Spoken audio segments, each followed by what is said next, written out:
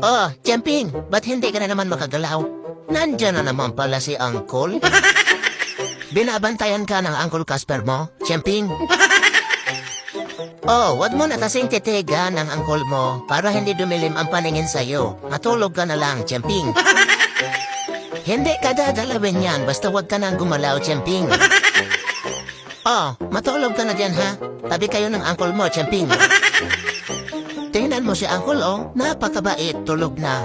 Huwag ka nang matakot at hindi ka aanuhin yan. Di ba, Per? Oh, kita mo? Napakabait ng Uncle mo, Champing. Ikaw lang tong takot na takot. Saan ka pa niyan? Lamang na lamang ka na naman. Nasa kama ka na, may dalawa ka pang sabi na kumot. Napakahusay talaga sa berdugo. Kaya matulog ka na, wag mo na pansinin si Uncle at hindi ka dadalawin yan, Champing.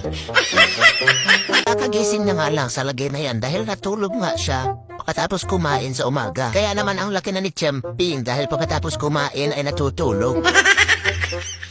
Lumalaki na talaga si Champing. Maliit lang yan tingnan sa litrato pero sa totoong buhay ay makisig yan at gwapo. At syempre, sari-sari na naman ang nagiging kamukhang artista. Wow naman! Ano na, Champing? Napakapogi talaga at napakabangong tingnan. Mabangong tingnan pero mabaho ang nguso. At sa puntong ito, inaabangan na naman siya ng kanyang Uncle Casper. Ganon pa rin kahit nag-iba na ang anyo ng kanyang uncle, ay takot pa rin siya dito. Kapag ganyan nga ay nagdadahan-dahan lang siyang maglakad, dahil oras na tumakbo siya, ay talagang kokornerin siya ng barako.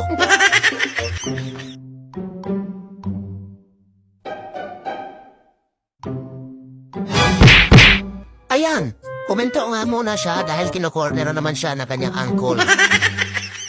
Magpapalipas muna siya ng minuto bago siya didiretso sa paglakad. Nakatulog na nga dyan ang barako at nagdahan-dahan naman siya maglakad ulit palayo. At sa puntong yan ay nagtagumpay naman nga ang technique ni Champing. Ang Champing na nakikipagbakbakan na naman sa kanyang Auntie Chloe. Panay na naman ang pakikipaghabulan sa maligarig na Chloe. Hindi niya alam na nanganganib na naman ang buhay niya sa kanyang Uncle Casper. Hindi na naman tinitigilan ni Champing ang kanyang Auntie Chloe kahit nandyan sa pinakasulok. Ay, ang halaman dyan. Sa puntong yan, patuloy pa rin ang kanilang bakbakan.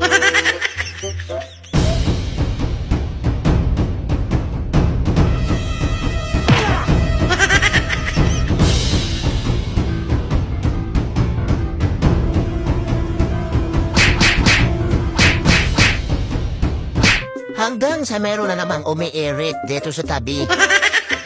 Yun pala ay na-corner na naman ang barako si Champing.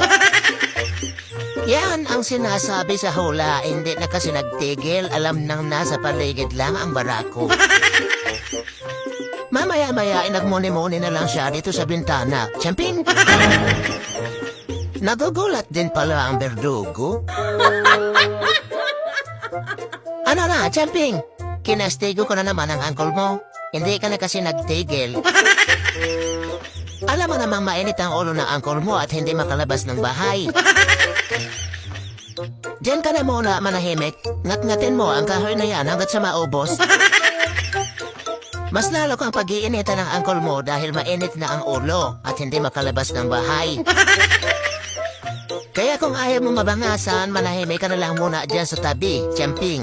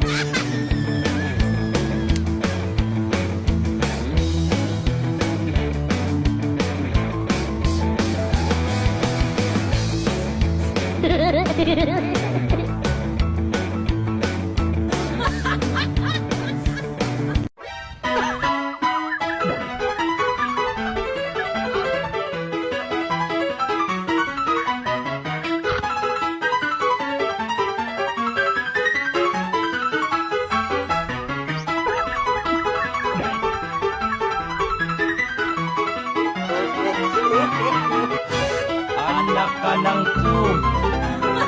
Anak ka ng pulis ng may kawayan.